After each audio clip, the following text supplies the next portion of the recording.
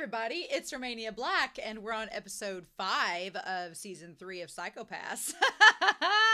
Man, this season, it feels like it has covered a lot of ground, and we've done so much in terms of meeting our new division and getting to know Shindo and Kei, as well as Eri, as well as Tima, as well as Mika, like, developing as a leader, and we found out last episode what Kunizuka's been up to, and so it just feels like we've covered a lot of ground, but at the same time, it feels like there is so much still a mystery. We don't know about this whole Bifrost thing. We don't know about Azusawa and all of this. And there's a lot of ground that we just have not trekked yet. And we're only halfway through the season. So there's still plenty of time for that to happen, which I'm really excited about. It's just every episode, it feels like, again, the extended edition from season 1. When I watched the extended edition of season 1, they were 45-minute episodes, and they were essentially 2 episodes in one. And you were just like, oh my God, so much info. I say at the end of every episode, I'm like, I'm going to go ahead and watch ahead. I'm going to go ahead and watch ahead. But so far, I haven't been able to do that because there's just so much, and the episodes are so dense that by the time I'm done with them, like the next day, I'm like, no. I need something shorter and giving my brain more process time. So, and plus this episode's been talking about a lot of concepts that are, you know, a little bit questionable, a little bit concerning. So there's that too. So that's exciting. But yeah, I'm pretty excited to see what all we get with this episode. Things seem with the whole Karina, like Kamiya, the hey Macarena, like with Kamiya and Yukishiji, that all seems to be solved because she won the race, the electoral race, so she's going to be the governor-elect. I don't know if that means there's going to be people like threatening her, because here's the thing. Yeah, she won the election, but she's been pretty clear on how she's kind of taken like an anti-immigration stance. So I'm like, are the immigrants who, as we've seen in the last few episodes, kind of have ways of going around the civil system, is the fact that she's won the election going to cause more civil unrest amongst the immigrants? Or what are we going to do with that? Or the refugees, as they are called, because they're leaving their other countries, which outside of Japan are apparently shit. So, you know. And then, in the wings of all this, there is still the fact, as I'm choking on my coffee, there's still the fact that waiting in the wings is Frederica and Kogami and Ganoza and Sugo, who have been absent most of this season and are planning something. And then Akane's back there waiting some form of judgment. So there's lots of things that work in this season that I really love. And there's lots of things behind the scenes that I'm like, when is the shoe going to drop and that's going to come back into focus? And that's our big question going into this episode. But honestly, I don't have any comments at this moment. I have appreciated the comments that I've gotten. They've been really good. I still have to check comments for the last episode, but I wanted to go ahead and watch this one because I was really wanting to. So I appreciate all of your kindness and all of your comments and all of your kind words in the Discord. I appreciate it. We've had a lot of fun with the Psychopaths Discord over on Patreon. It's been a fun time. Mainly having shipping wars, but what can you do? So with that being said, we're going to start episode 5 of a Psychopath season 3. And we're going to do that here in 3, 2, 1... and let's do this, y'all.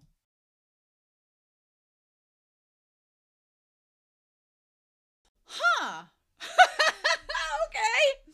This episode felt like such a setup episode, but this show doesn't mess around this season. It's like we're gonna get stuff done. It's so frustrating a little bit because I know that we are setting up all these characters, we're setting up all these things, and that there's going to be a payoff with it. I know that there is. We still have 3 more episodes of this season, which is blowing my mind. We only have 3 more episodes. But we still have more pieces of media of Psychopaths after this season. This season is not the end of the series, which is good.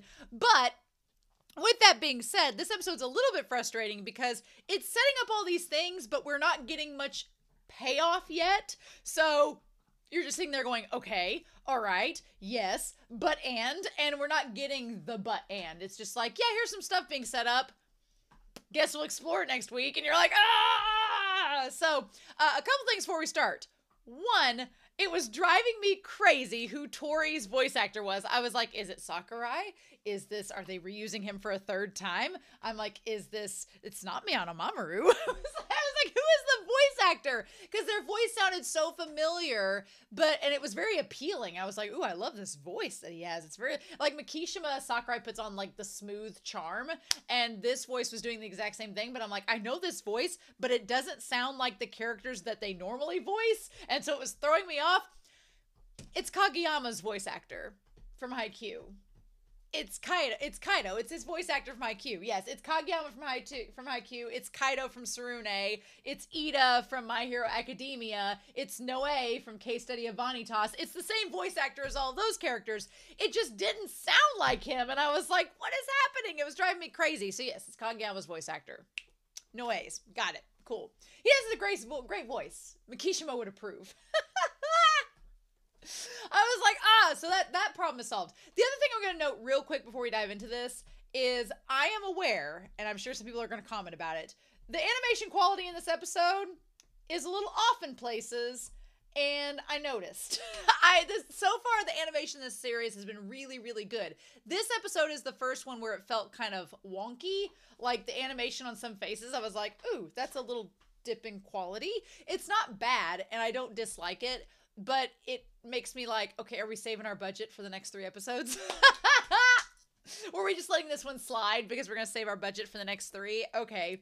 I just want to make note, there were a few things off with this episode animation-wise, and I was like, okay. But Mai's about to get eye surgery, so maybe we're saving all the good visuals for when the surgery gets done. So she can see everything. We're going to talk about that. I'm so nervous for her. Anytime this series is like, don't worry, you're just going to have the surgical procedure. Nothing's going to go wrong. There's just guys with bombs in their stomachs walking around, and we've already had a bombing in a hospital. Nothing bad's going to happen. And I'm like, look, all I need to have is for Mai to see Kai. That's all I need to have. I need for Kei and his wife to see each other, for her to see how gorgeous he is, and then if she has to die, I don't want that to happen, but I at least want her to be able to see him before she passes, and she can be like, damn, I did good. I want her to see the hustle that she has earned. I want her to see the peace she's got, and been like, girl, you did good, you scored. I want her to witness that before she dies, if she has to die, but I'm so nervous. I feel like the show is either trying to fake us out and make us be ultra worried for her, and that we had no reason to be worried, and that she's going to be fine, and in the end they're going to see each other. It's going to be this big, beautiful, emotional moment. Or the series is going to be freaking cruel and take her from us, and it's going to be like, oh, now don't you do this. So, I don't know. I don't know what the show is going to decide to do on that front. We'll just have to cross that bridge when we get to it, I suppose. But anyway, speaking of hospital beds, there was a lot of people in hospital beds in this episode. And maybe that was part of it, because we start out with Shindo in the hospital bed. He's like, oh, like a little Victorian waif. Oh, what happened to me? And Kei's like, you know what happened to you, bitch. You did some mental tracing that you weren't supposed to do. And he's like, yeah, it's after I met Kamiya. And he's like, why did you do that? And I love that he's just like, huh? He's like, I met with the former inspector of Division 1. Okay, so I'm glad nobody spoiled it, but last week I was so certain when they were talking about former inspectors and accidents, I had my tinfoil cap on. I was like, oh, well, that means that they're talking about Akane and the events that happened before this season. No, that's not what they were talking about. Instead, they're talking about these other inspectors, Kira. So let's put this, I guess, over here. So we'll talk about Agamemnon in a minute. I'm going to get to this. We're just going to wait a second. So we have Kira, who is the ex-inspector in Division 1. Now, Kira was not present in any of the other seasons and things that we've watched. That doesn't mean anything. He could very well have been an inspector years and years ago before Akane even got on the scene, or he could have shown up in the events that happened in between the Centers in the System and this one. We don't really know the time frame at this point. He's just been an institution. And he's like, according to your records, you and your partner Fusei were investing a smuggling case. Okay, so him and Fusei, or Fuse, were involved in a smuggling case. Okay. A smuggling case. We're going to put that down and kind of try to put this all together. And then it basically, his partner, you know, died. Their suspect died in an unforeseen accident, and so did your partner. And I like that they were like, and Azusawa was the last person the suspect met with. And like, did you investigate them? And like, we couldn't connect him to the accident. And he's like, yeah, Fuse was murdered. He didn't just, a fox did it. He was bit by a fox. They call themselves foxes. And so what he does is he says a criminal syndicate whose members can maintain their hues. So the foxes basically are a syndicate who can maintain their hues.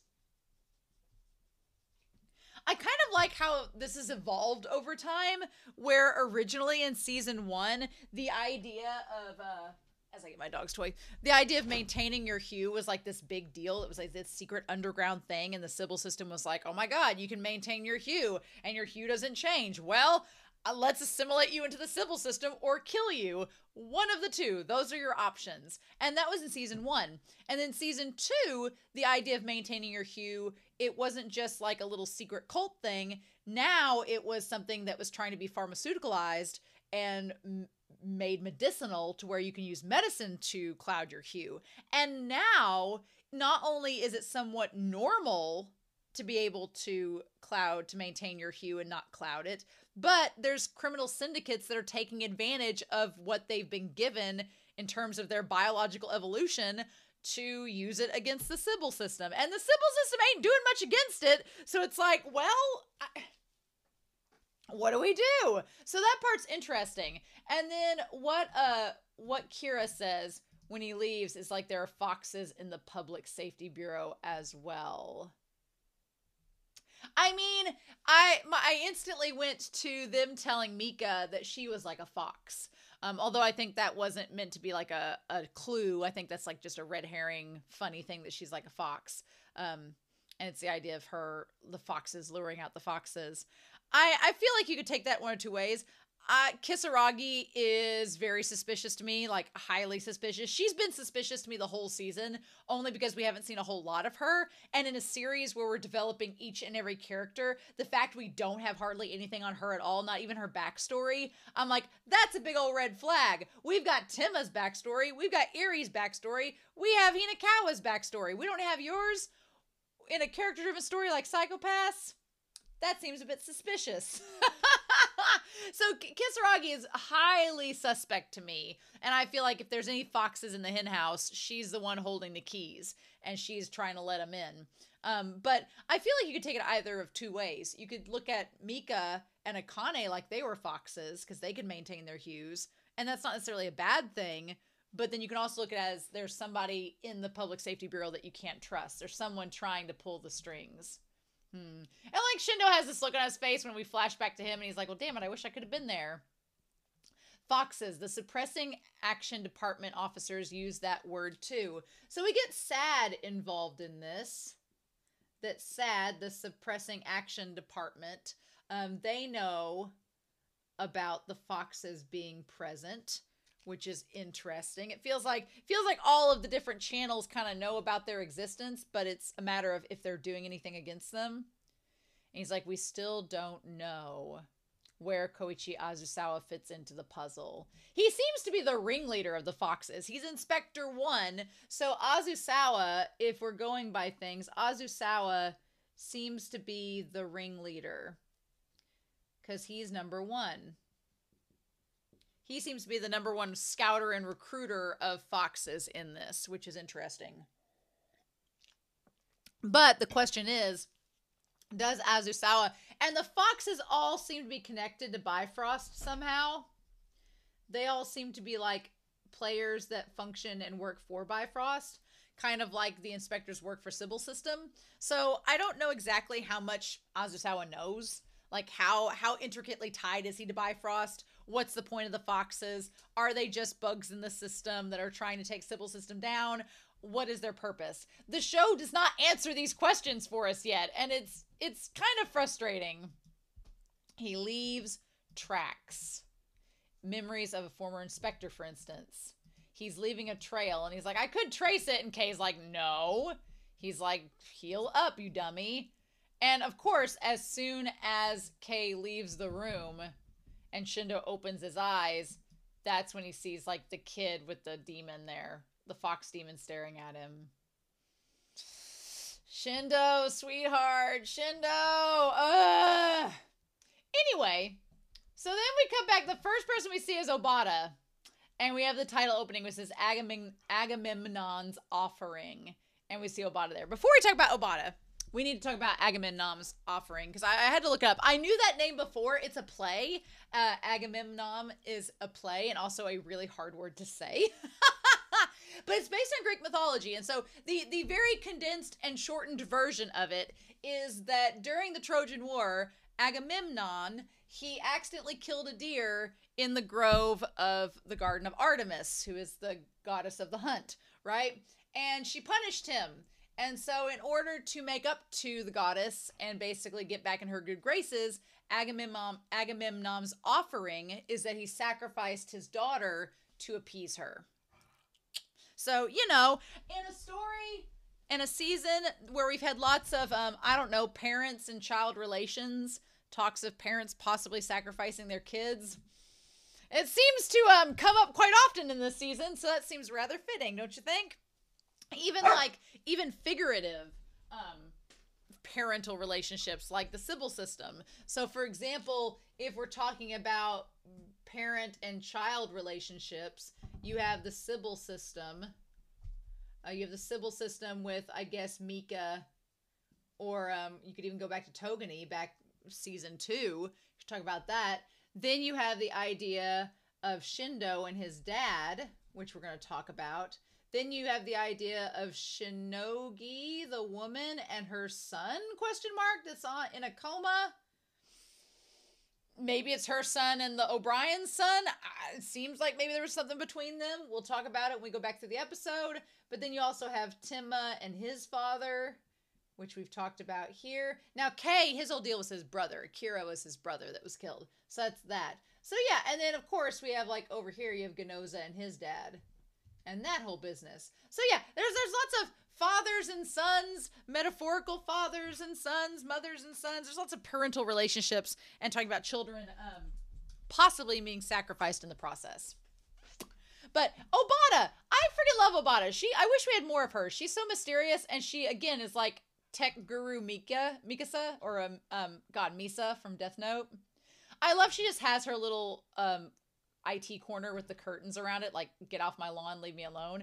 I also like that Obata, like, the trading souvenir he got her was just like, is it supposed to be like an incense infuser or a bong? Like, what is it supposed to be?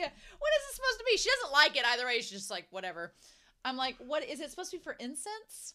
What does he say that it's for? Does he say? She's just like, she's like, I don't want it. She's like, I'm not impressed. And so, okay. The special religious zone briefing. We have our 3 that are against the zoning, the promoter, the special guest, which is Komiya, and then the ones that were the ones for it and the ones against it. Okay. And that's what is being investigating. The inspector's making his move next. I thought he hated games. Let's see what he can do. And I love that he just takes, like, that's like, what is his game? Azusawa is a weirdo. I don't know what to make of him, because he's clearly intimidating. He's clearly a threat. But then with Obata, he just, like, takes this lump of cheese and is just, like, eating it in front of her grotesquely. And she's like, what the fudge are you doing? I don't know how to read him. He's a damn fox. That image, she's like, what the hell? And she's like, get away from me. Yeah, the animation is so bonkers in this episode. At times it looks perfectly fine. At other times it's quite weird. And I don't know where my dog is taking that toy. There we go. Huckleberry's not having this psychopath discussion. So we cut back to all of the enforcers hanging out together, which I really like. For all the talk of the camaraderie between the enforcers back in season 1, you never really saw them hang out together. Like, Ganoza was always, well, Ganoza wasn't an enforcer at that point. He was still an inspector. But Masaoka was always kind of by himself, drinking his whiskey. Kogami was always working out, getting more abs. You always had Kunozuka, and she was off with Shion, and Kagari was kind of like doing his own thing. Like, all of the inspectors and the enforcers in Division 1 in Season 1 never really hung out together. And here, I like that there is some camaraderie with the enforcers, and they're trying to figure out what's going on. And again, Kisaragi is off by herself, drinking her wine. She's not hanging out with the others, right? And then Hinakawa is like, I don't think either of them would suspect us just because we're enforcers. Yeah, so Temma and Eri are afraid that the Sybil system and Kei and Shindo are going to suspect that they're somewhat behind the whole incident, which is bizarre because they don't have a clue at all. And Kisaragi is just kind of like sitting over there with her wine, being like, if you're free to wag your tail for them all you like, but keep me out of it. She's like, I don't want to be involved. And again, we see, like, sipping his orange juice box, his 100% juice. I like Hinakawa just sitting there with his orange juice while they're all drinking. What a precious angel beam. I love him. But he's very suspicious of Kisaragi, and I think that Hinakawa might be feeding information to Akane about Kisaragi to try to get some information behind the scenes. And I will not be surprised if Hinakawa ends up, like, busting open a lead about her later on. So anyway, she goes to her room, and there's a red box on the table with this note, right? And she, like, has the note in front of her. It's almost, this is like a scene from the damn Godfather, right? It's a scene from the Godfather. It's like the horse's head in the bed, right? Because inside the box are spider lilies. I was like, oh, so inside the box are spider lilies, which are flowers of death, right? And it's like a damn horse's head from the Godfather. And because the card then says, don't forget me. That seems like a threat. At first I was like, oh, that's interesting. Did she have a relationship with one of the foxes? Yeah, I think that she does have a relationship with one of the foxes. Whether it's Azusawa or otherwise, I think she has a relationship with them. And that fox is saying, hey, don't forget that I'm still involved in this. Don't let things get out of hand and go too off the rails. That's how I'm reading it, is that she's being threatened in that moment. I'm going to find, I don't know where it went. I don't know. But she finds in that moment that she can't get out of line. I feel like she's being threatened in that moment. I think that's what's happening. I could be wrong, but that's just how I'm taking it in this moment. That this, whoever the fox that's sending, because she took the one card from the scene, whoever it is, I don't know. The other option is, and I don't know where my dog's toy is. I have no clue. There it is. Ah. The other thing is, if he's not threatening her, then he's offered his assistance to her, and he's telling her, don't forget that, you know, I'm here if you need help. But the spider lilies make me think it's more of a threat. Spider lilies make me think that this is not just, I'm lending you a hand. It's like, don't forget to take care of business if needed. Because, yeah, she gets kind of mad at that. Yeah, she gets kind of upset at that in that moment. Anyway, so we have the special zone. Again, talking about modern day problems that people have with immigration and all of this, right? And there's people calling out for her to be impeached. What's interesting in all of this is that I was kind of like Timma and them saying, well, wasn't she anti-immigration?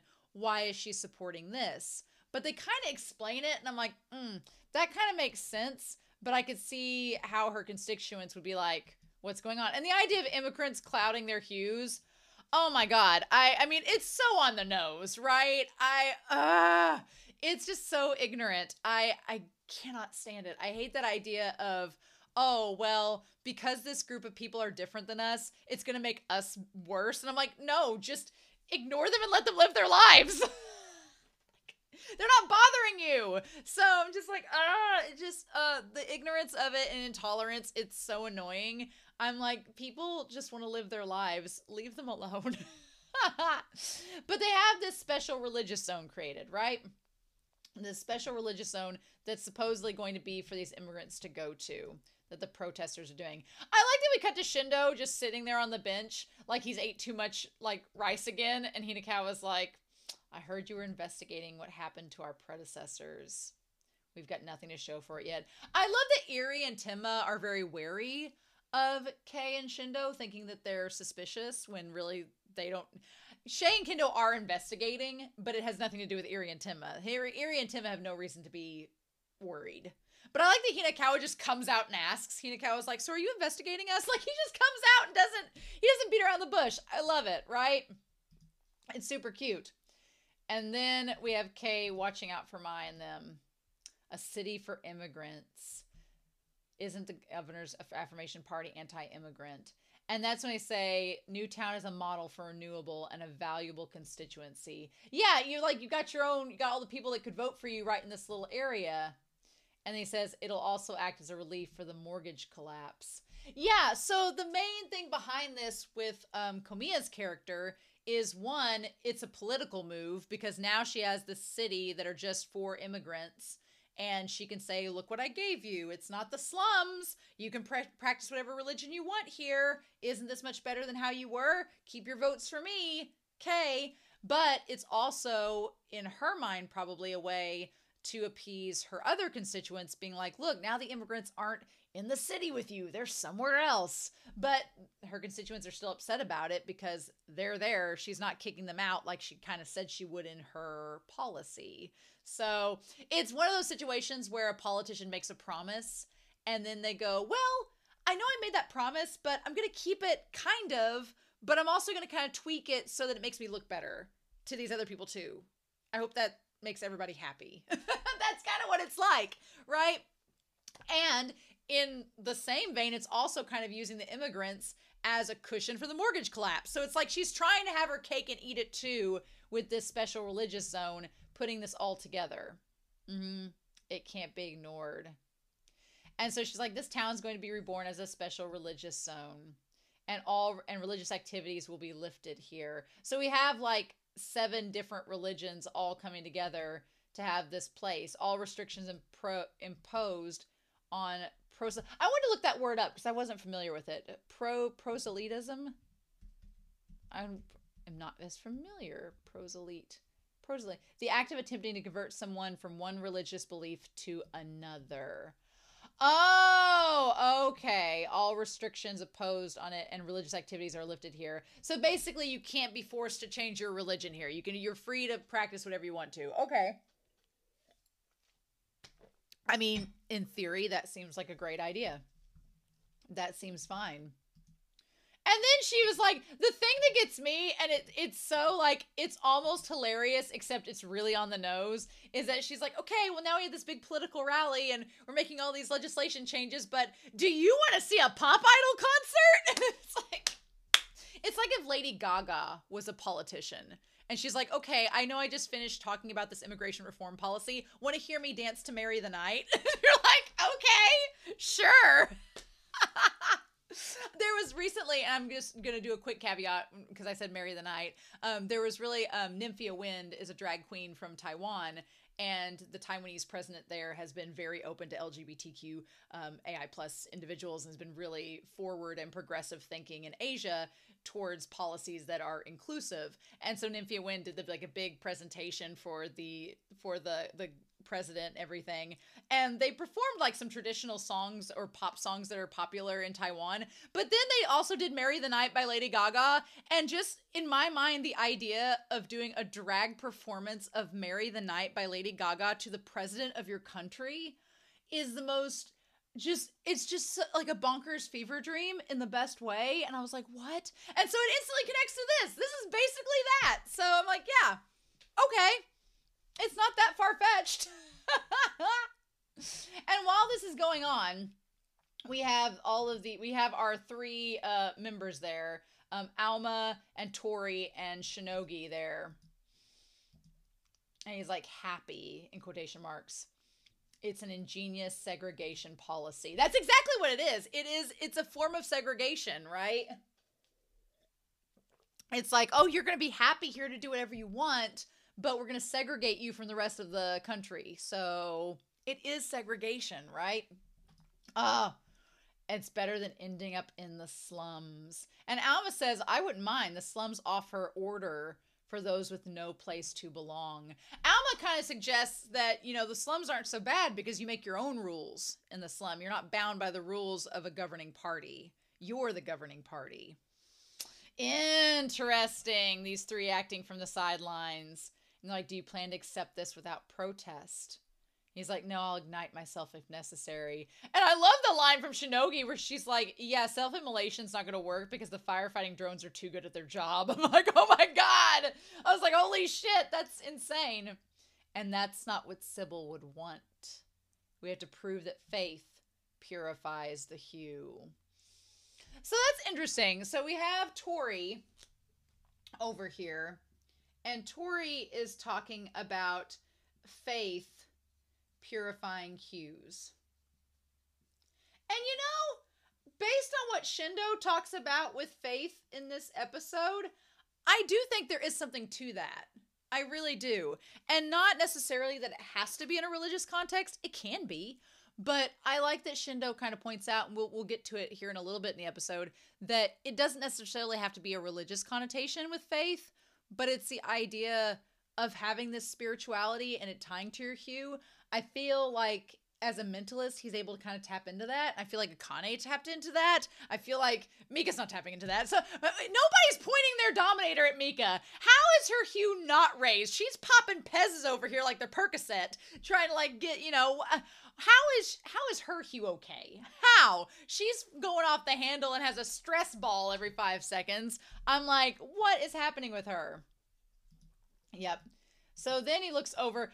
He looks over at Shinogi when he says faith purifies the hues. Tori and Alma seem like they're the front runners in all this. And Shinogi seems like she's about to get caught up in all this alongside O'Brien and their illegitimate child, who knows. So yeah, the idea that it's a hollow version of the governor makes a lot of sense, that she wouldn't put herself in harm's way. And then, okay, what does it say here? It says you're still holding on to that thing. So they deliberately use the shadows so you can't translate it. And I'm like, son of a bitch. But it says, fashion. Bitch. Why can't they show us what it says? Okay, I'm going to go to Google Translate. And we're going to try to figure out what language this damn watch is in. Everybody has these watches, right? I want to do language. What is out? Ought. Okay, what is... That doesn't tell me anything. Ought. What does it say there? Fashion? Ought. Fashion. I'm doing it. What does that mean? It says fashion. I guess that means I'm doing it. And it says invent. I can't read the words. This series is intentionally making it to where we can't read it, which is stupid. I know. Okay, but it's maybe Romanian. I don't know. We're just gonna keep going with it. I want to see if they're gonna actually show us anything. Yeah. They won't show us. Damn it. And he says, what do you want? And she says, how's your condition? And he says, stage 4, I don't have much longer. So yeah, so he had terminal cancer. He was dying. And she's like, that's why you sped up acceptance of the special zone. And he's like, you have to understand. We may have ended isolation, but this country hasn't changed. Yeah, I mean, on the one hand, sure, they're letting immigrants in, but the mindset behind isolation hasn't changed. It's just now bringing these people into a hostile environment that doesn't want them there. And she's like, change takes time.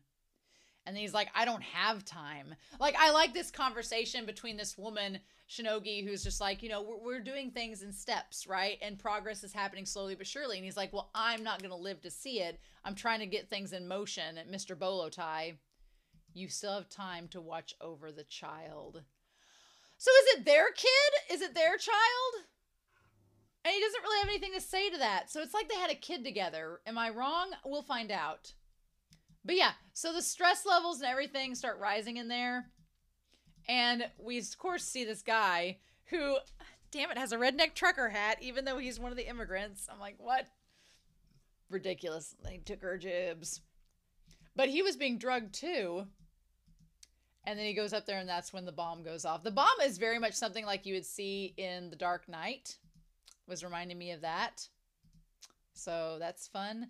Meanwhile, we have whatever his name is, our boy, our beautiful Miyano Mamoru voiced man, that's who's voicing him, with his damn Borzoi, walking around here. They used all the budget to animate him in this episode. Miyano Mamoru went up to the production crew and said, hey, I know you're saving money for the last 3 episodes. That's real cool and all. But for this episode, can you animate me really good? And they're like, well, we don't have enough money to cover everybody. He's like, I know, but can you make me look really good because I'm Miyano Mamoru? You need to do that. And I was like, because they did. They spent all the budget on him and this damn Borzoi. That Borzoi is the best animated thing in this whole episode. Like, he just looks so good. So then, speaking of fathers and sons, they talk about him being, they think, do you think the boy is at his limit?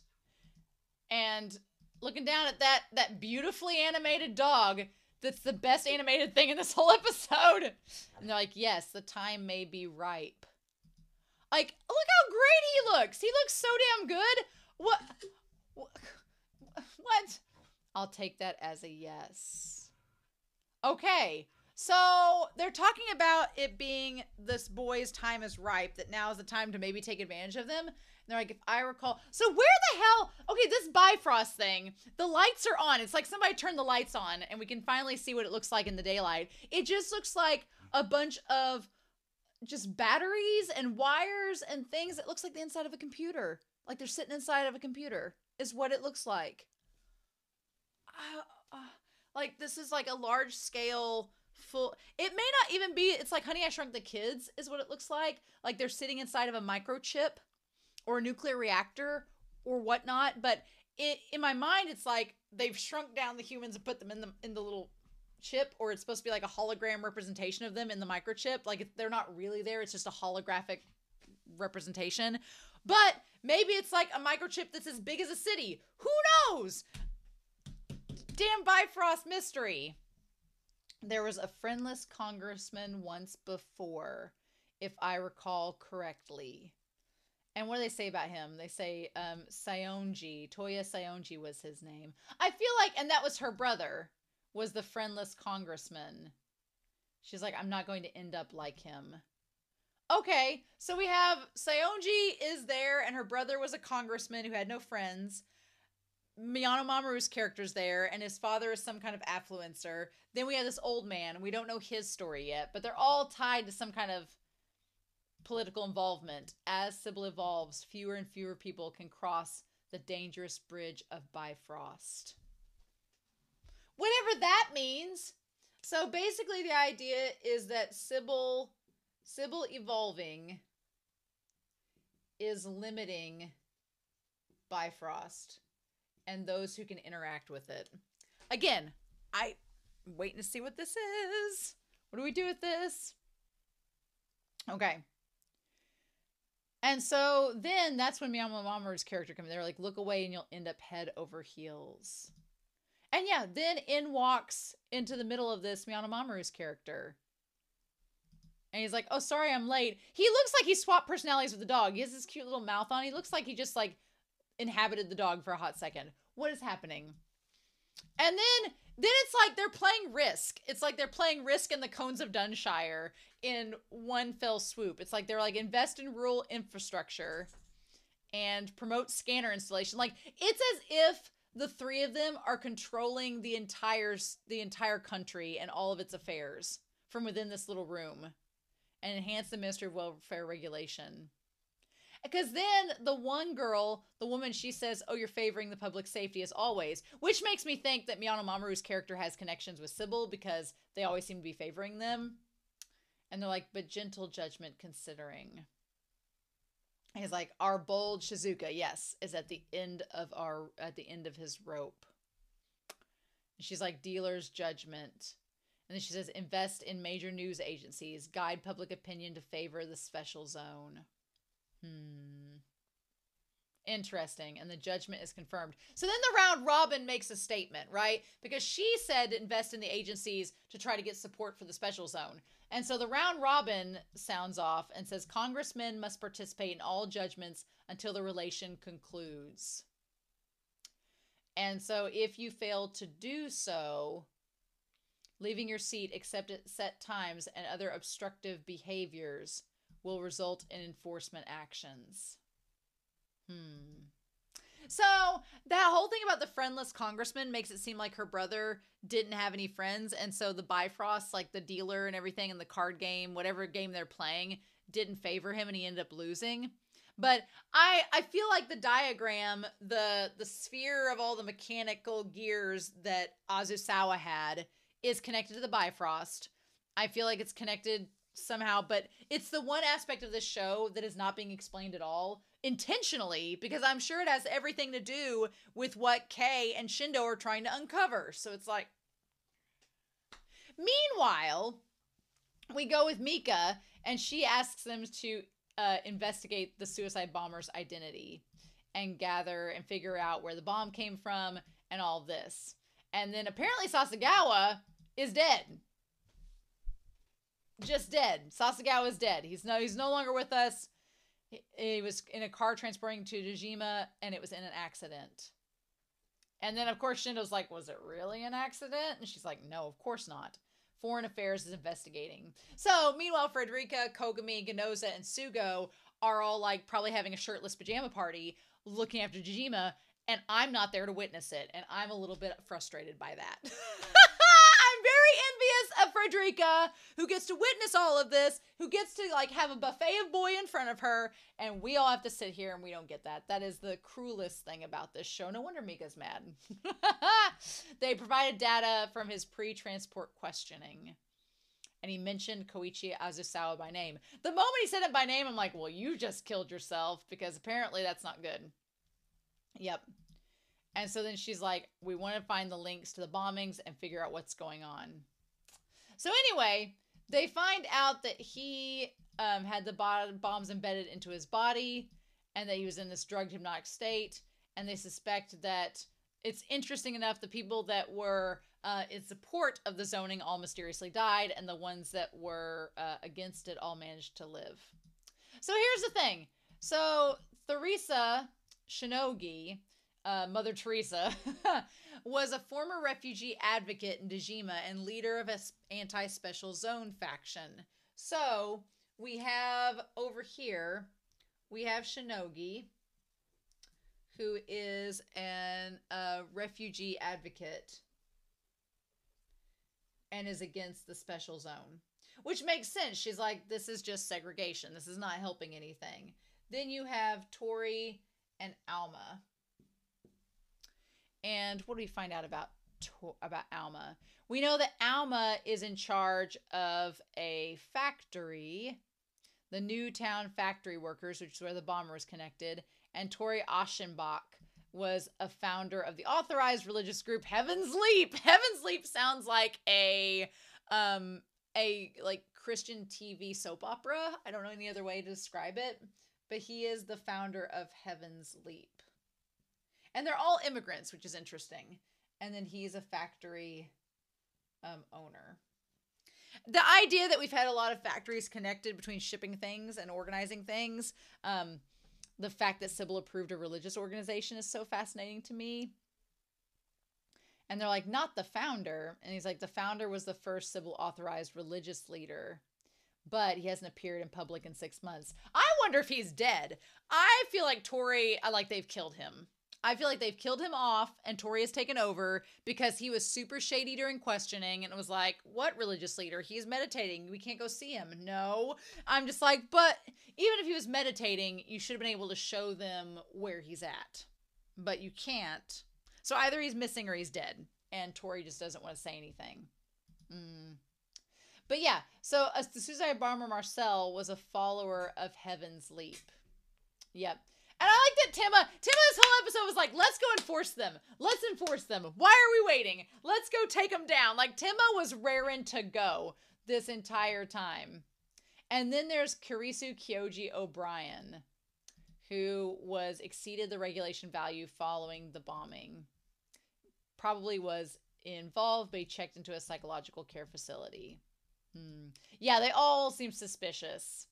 And the Heaven's Leap has the Bureau of Culture's backing. So I like the idea that the Heaven's Leap has we talk about different bureaus. So we have the Bureau of Culture. So they basically have political support. And Tori talked about them possibly having access to dominators soon.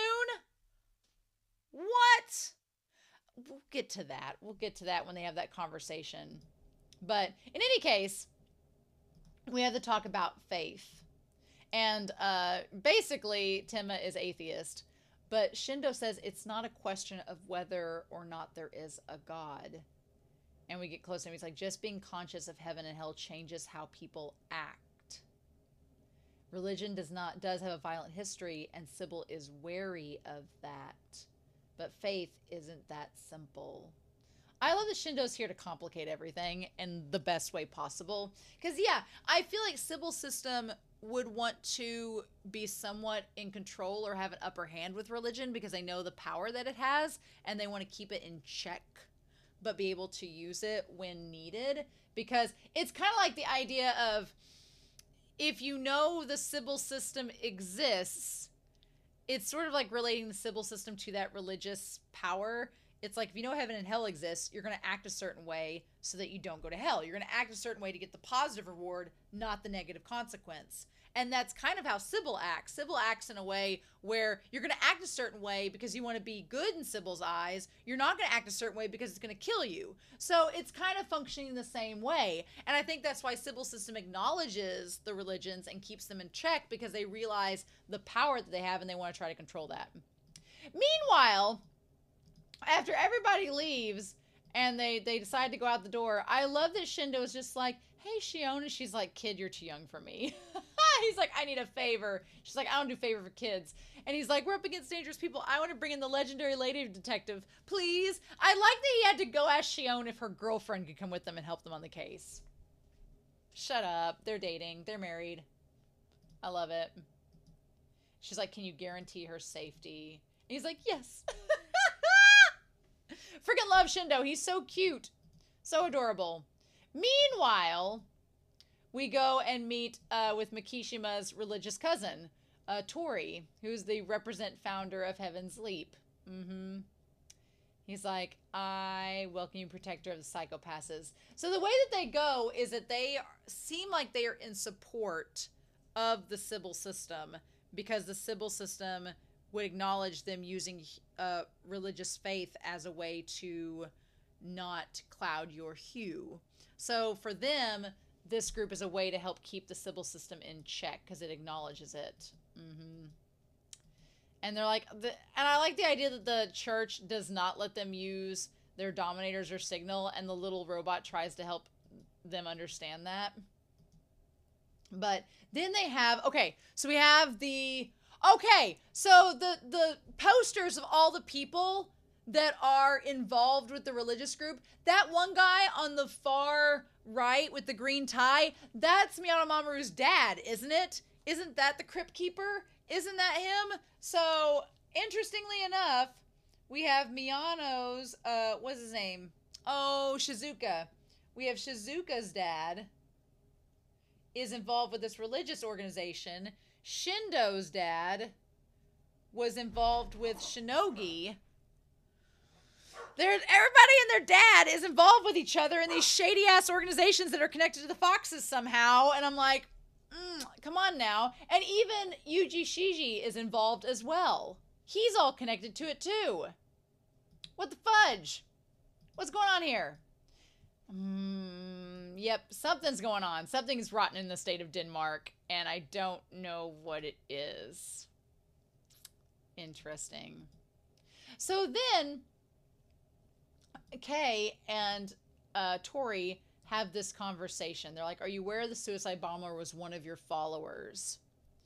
And Tori says, are you certain about that? And he's like, yes. He's like, why did you leave the stage before the blast? And he's like, oh, as an act of protest. I'd hate to be a suspect simply because I escaped harm. Convenient, but true. And he's like, well, why oppose the special zone? And he's like, limiting where people can live based on religion is unconscionable. Yeah, which I get that. I do. He's like, especially as it is not an oracle from Sybil, but the governor playing politics. That makes a lot of sense. Because Tori's like, look, it's not fair that we're being segregated based on our religious beliefs. And it's also not fair that this isn't something that Sybil dictated. This is something that Komiya is doing on her own just to appease her political base. So it's not based on the justice of Sybil. It's based on this one woman's political prowess. Yeah, I get what Tori's saying here. And then Kei's like, is that what your founder teaches? And he's like, yes, it is a sacred teaching to guide all people. And he's like, well, I want to meet Founder Nisei. And he's like, well, he's entered a special state of prayer 6 months ago. And Kei's like, well, can we not just pull back the rock and see where he is? And Kei's like, yeah, I could exercise my authority to compel him. And on the back shelf there, right? On the bookshelf in the back, there's an elephant. There's a little elephant doll there, right? And all I could think about in that moment was in season 2, in the mansion, where it was the elephant made out of immigrants. Like, that's all I could think of. And I'm like, is that tied to it? Is the elephant there to, like, give us a clue? And he's like, well, that won't work. You can't see him. And he's like, why not? Do you know how many believers we have in the Ministry of Welfare? At that point, Tori doesn't answer the question of why they can't see the founder, which to me is a huge red flag. Like, if you're not giving a straight up answer, then he's probably dead or missing. Because instead he deflects and says, well, we have a lot of influence in the Ministry of Welfare right now. And he's like, soon we may wield dominators on equal footing with public safety.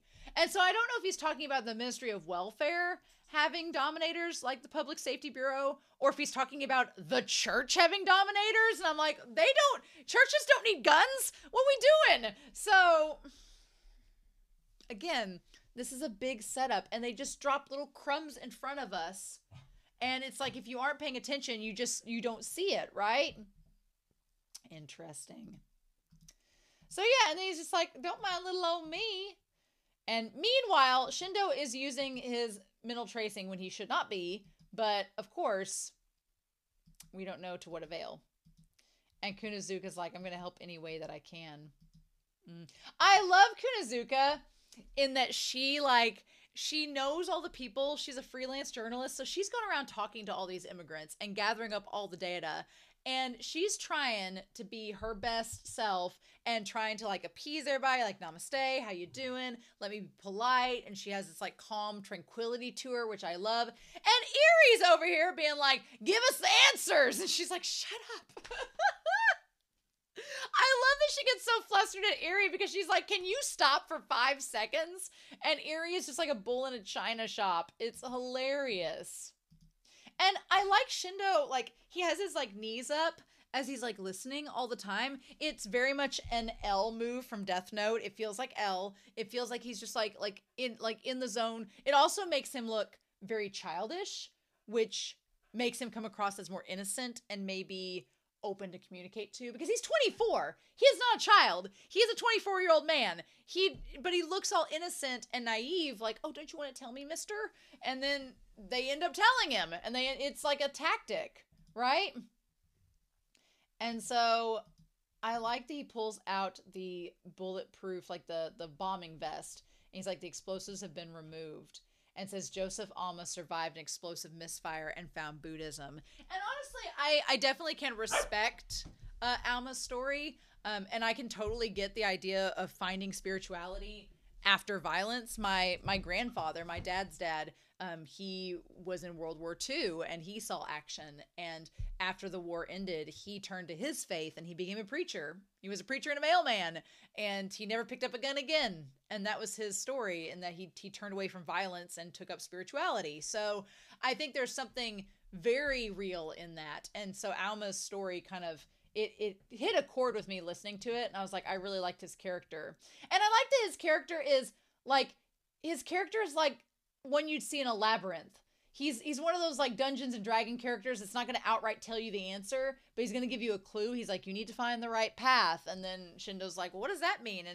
And Kunazuka's like, well, the right path is this organization that we need to go talk to. And it's like, well, why couldn't you just say that? But that's the type of character is. He's mysterious, but Alma has to be that way. All these characters have to be that way, because if they say too much, like Suzusawa, they're dead. Like Sazusawa or Sazugawa or what his name was, they're dead. If they speak too much or if they say the wrong thing, lights out. So they're trying to be as vague as possible even when they're being helpful, right? And so they're like, the man was controlled. I love that at that moment, Alma's like, no, the redneck that tried to blow the place up, if it had been me, there would have been no survivors. It's like, and he's like, what about the explosives that they used? He's like, it was the price for my brethren to dwell in this land. And of course, Erie calls him out, and Kunazuka's like, shut up. And so they end up following the right path. And by that, they mean it's a refugee protection group in Dejima, and they manage the infrastructure here. Because it was like, what, the CRP? And he's like, look. And yep, that's the Theresa Shinogi represents them. Okay, so the representative of the refugee advocate is for the group in Dejima, and that's how she knows Shindo's dad, is it's like she's the rep of that group that is the advocates for them. Okay. Interesting. And so anyway, I like that Shindo and her go. She's like, she has the cards there, and she like, they managed to get the twin brother from the bomber and like rescue him and question him. So the way that they describe the bomber, though, he sounds like he was abusive, and then he joined the religious group to kind of reform. Anyway, so all these people are asking them to check their crime coefficients to see if they're a target for execution. So I think that's interesting. I feel like they're part of the crime syndicate in their own way, maybe. They might be part of the Foxes because they can maintain their hues. I don't know. In any case, she's like, that's the path of nihilism that has lost faith. Faith ought to be a safety valve to stop extremist ideas from taking root. A good ideology is meaningless if it's poor in practice. So like she's saying that the special zone isn't necessarily a bad idea, but the way that it's going about and the way it's being constructed was hastily done because the guy was dying, and that it's not being properly maintained because the person who's in charge of it doesn't actually care about it. She's just using it as a political move. So in the long run, Shinogi's mad because it's going to hurt her constituents and her people far more in the end than it is initially. And it makes sense, right? And they're like, how is O'Brien's condition? She's like, well, I suppose I can rest easy for now. He was a founding member of the CRP. And you protected the refugees there. And then she's like, yes, that's why we protest against isolationism. I also knew Nasai, the founder of Heaven's Leap at the time. But we lost contact when this current representative took over. Which sounds, again, like a red flag. And she's like, well, you're very well connected. And she's like, yeah, I knew your dad too. And it's like, oh shit. Okay, so she opens up the locket, right? Yes. She opens up the locket. What does it say? I want to see it. She has one too. I just caught sight of it. And he's like, oh, I see. I like that Shindo's just like, I want to know any information you have about my dad. Parents always worry about what path their children will choose. That seems rather on the nose, right? That it seems like Shizuka's dad's worried about what path he's going to choose. Father may have been worried about what path he was going to choose. Genoza's dad was worried about the path that he was going to choose. So those are all connected, right?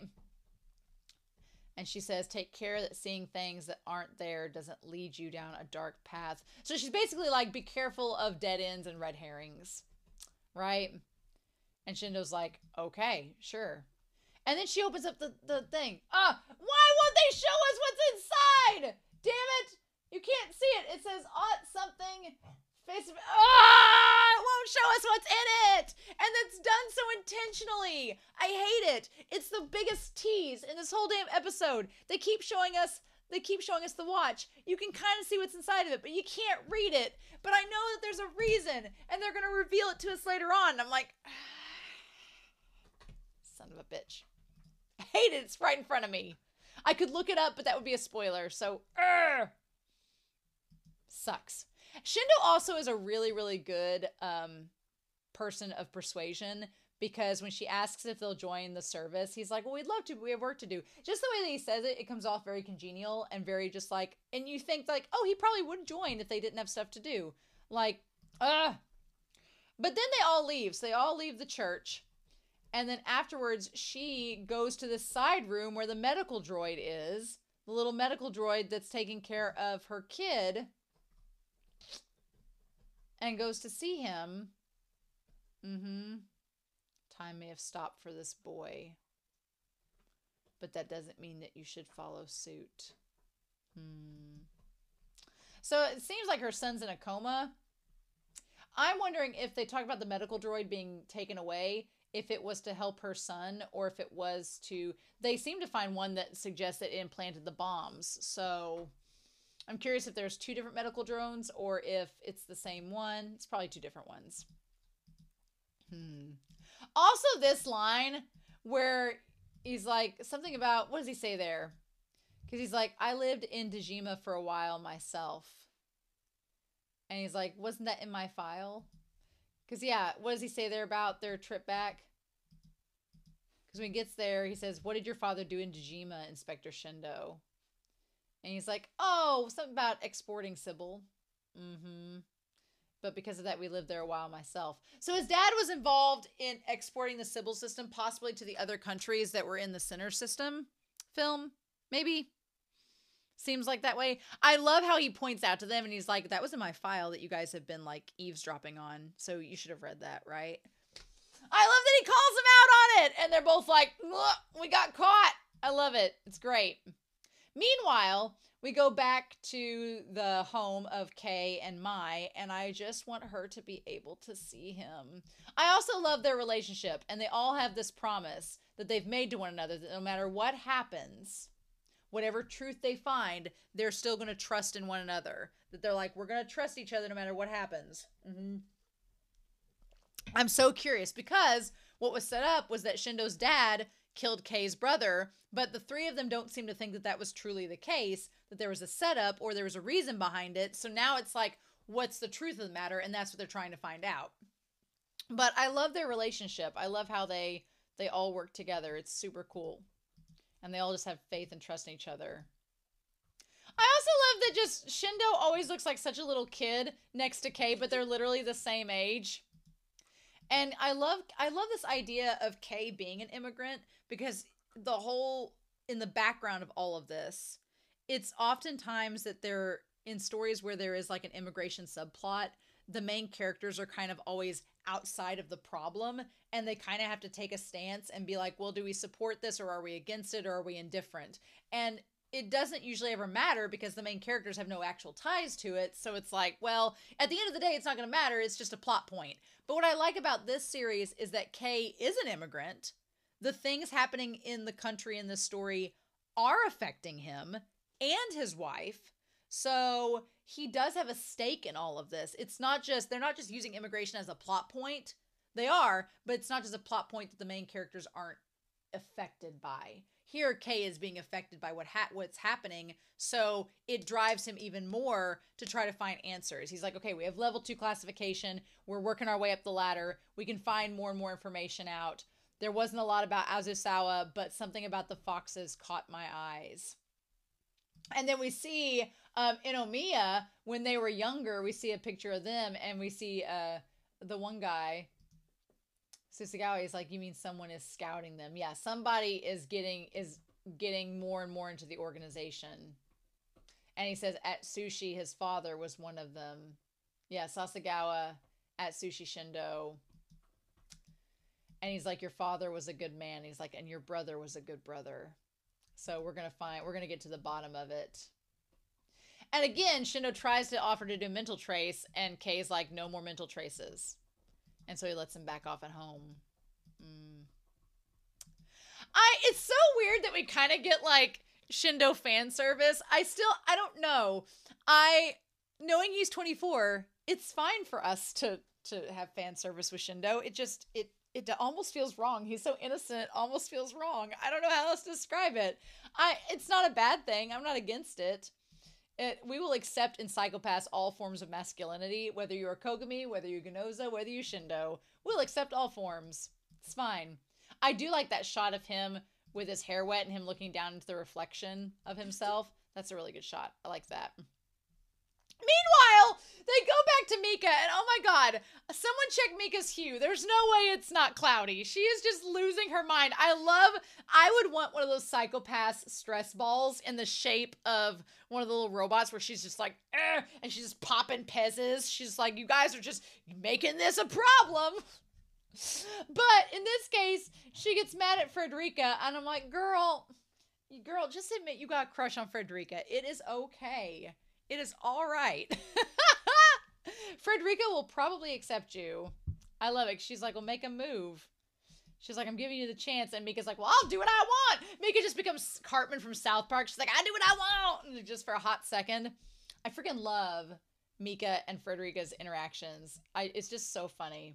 Again, they show us like Alma has the watch too. They don't show us it's inside the watch. It is so annoying. I want to know, damn it. I want to know. So anyway, they're like, have you found evidence? And he's like, yeah, there was a robot that went missing.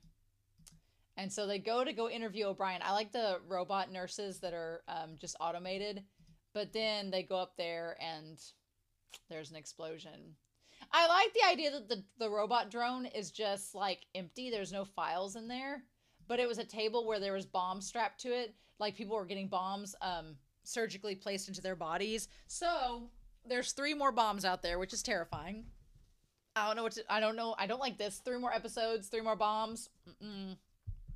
I don't like the idea of May or Mai being in the middle of her procedure and there's bombs just walking around. I don't like this at all. I want her to be okay, damn it. No! Meanwhile, they find O'Brien. He's dead. I like the robot's like, this is him. It's like, dang it. And so, yeah, that's why Mika gets frustrated. She's like, why are these bombings happening? What's going on? And here's the thing. They're like, the medical drone used for the bomb transplants was purchased in her name. And I like that Shindo for a second is like, I don't think it was her. I feel like, in a sense, Shindo might be influenced by the fact that Shinogi knows his dad and he doesn't want to suspect her because he thinks maybe since she was friends with his dad, she's innocent. I don't want that to come back and bite Shindo. I feel like there was a little hint there that Shindo might be a little biased based on the people that have worked with his dad, and I don't want him to be biased. So I don't know what to make of that, but I'm a little worried for Shindo that he might be trying to like not place blame on people because of their relations to his father. I don't know. But anyway, so there's been complaints lodged against Heaven's Leap. And I like these, like, basically, we've been beaten 2 times now. And Shindo's like, well, it's not going to happen a 3rd time. We're going to go straight to the source, use holograms, dress up as the one guy and the one woman. And the caregiver drone life support is running. So, yeah, that was the sun. That was the robot used on the sun. And they're like, who was it treating? And it was clearly him. Meanwhile, Shindo finds the documents inside the book, like the flash drive. Yeah. And honestly, you're like, what is this? There was like a bunch of text on that page. I'm like, are we going to be able to translate that text? I'm going to try to Google Translate this here in a hot second. He's like, I wouldn't say so. And he opens up the book and then, okay, so we have this. I'm going to try to translate this in a hot second and see if we can detect the language. Okay. So like we have the words Ord, Beginneth, words are denoted, Bliver at Log, becomes to, Viderneist, we next, Det var I ord, was next in words, Gongst, was it instinct? Quite instinctive. There's something there. There is something there in another language, and I can't translate it all, but it is there. Dog Uden. If y'all know what that page means and you want to translate it for me in the comments down below, please feel free to. I won't stop you. So there was a report on a terrorist attack in Dejima. There was a list of smuggling groups, data on crimes concerning immigrants. And we know that in the past, Kira and the One Inspector Fuse were looking at smuggling groups as well. So this is all connected, right? It's all connected back to the Foxes. And they're like, well, the nuns are perpetrator. And Tima's like, let's just enforce her and get it over with. And they're like, the warehouse are jointly owned by Mr. O'Brien and Shinogi. So yeah, but Alma's moving something from the factory to those warehouses. So everybody's connected. It's all a big scheme. What are we going to do about it? It's a smuggling racket with the anti-special zone faction. and I like the idea that the creation of the special religious zone, there was a possibility that what they were doing in the warehouses was going to be exposed. And that's another reason why they're against what's going on. I love the idea of Hinakawa and Shion working together too, like side by side on the computers. It's super cute. So then, yeah, Tori is interesting because he supposedly started the company at 13 and became its CEO. What was he, homeschooled? He was homeschooled and went through college like when he was 10. What? There was something on the news earlier about a girl that she just graduated with her PhD when she was 17, and I was like, what? So I'm like, But that he does sound a lot like Azusawa in that respect, that he keeps jumping from one position to the next rapidly. So is there a connection there? And I like that. I love when Kei and Shindo look at each other like, are you thinking what I'm thinking? I'm thinking what you're thinking. Like, they both figure it out. And then Timma and Eri are looking at each other like, are they in sync? What's happening? And they're like, Heaven's Leap, like, make large deliveries out of the country, which is making me think of Sinners in the System and the Sybil system and all the exports, right? And Tori supports Sybil system, so that would make sense. Through state guests received by Mr. O'Brien. And the smuggling ring. Heaven's Leap could be sheltering the sister. We need to find out what they're shipping overseas. So we have two targets, the warehouses and Heaven's Leap, right? We're splitting up. One's going to the warehouse, one's going to Heaven's Leap. And I love the idea that Kunazuka's like, all right, well, let's go, I'll help. And Shion's like, well, there's 3 bombs left, you could be in trouble. And I love this little, like when Shindo, she's like, well, I can't back out now, I gotta help. And I love Shindo's like, don't worry, I'll keep her out of danger. Like, I love that Kunazuka and Shion are like, what? I'd be like, look, he can move like Spider-Man. I would trust him if it were me. We don't have the chief's approval to investigate Heaven's Leap just yet. And then he's like, about that. Heaven's Leap had a photo on display of this man on the state guest list. He's the uncle to the Tory guy. So they're like, makes sense. I love them. They're like, cooperate with us or face compulsory questioning. They're like, we're giving you no chance. We're going to take your identity and use it to investigate. And then I love that we cut to Mika throwing the stress ball where she's just like, how dare you? Love it. Love it. I feel like Mika's love language is being annoyed with you. If Mika's annoyed with you, she probably likes you. Just so we're clear. And yeah, she's like, you arrested a state guest for a covert investigation. And he's like, but you said by any means necessary. And you said go solve the case. And she's like, I hate this. I love she's popping the pezzes and she's like, fine, what are we doing? She's like, if you screw up. I honestly, you know what? I like Mika in a position of power. She's matured. She's grown up. I miss Akane like the devil, but you know what? I'll take Mika. I'll take Mika like this way more than her whining in season 2.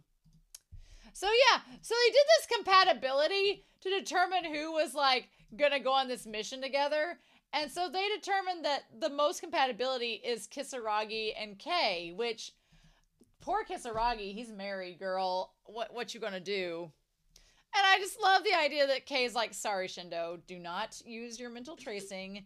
I'm going to go with Mao and do this. Yeah, everybody else is not compatible. Mika is kind of compatible with Shindo, but as a D+, and that's it. Meanwhile, I like that Hinakawa and Eri are like perfectly compatible, like A+. I'm like, it's great. Yeah, and then, yeah, I'm with Kisaragi, her blushing at Kei. Girl, I don't blame you. And then, poor Hinakawa. I paused the screen. I'm going to take a screenshot of this. I paused it right where Eri's like, why are you and I compatible? And Hinakawa's like, I don't know. Which is hilarious because it's the voice of Geto and the voice of Sukuna together. I don't know. It's so weird. Anyway, meanwhile, God, I hope that Mai gets her eyesight back so that she can, like, see the handsome man that is Kei, like, just being the best supportive husband ever. Oh my God. I, like, want the world for them, and I'm terrified this show is going to do horrible things. And Shindo's not helping. He's just like, the operation is surely gonna go fine.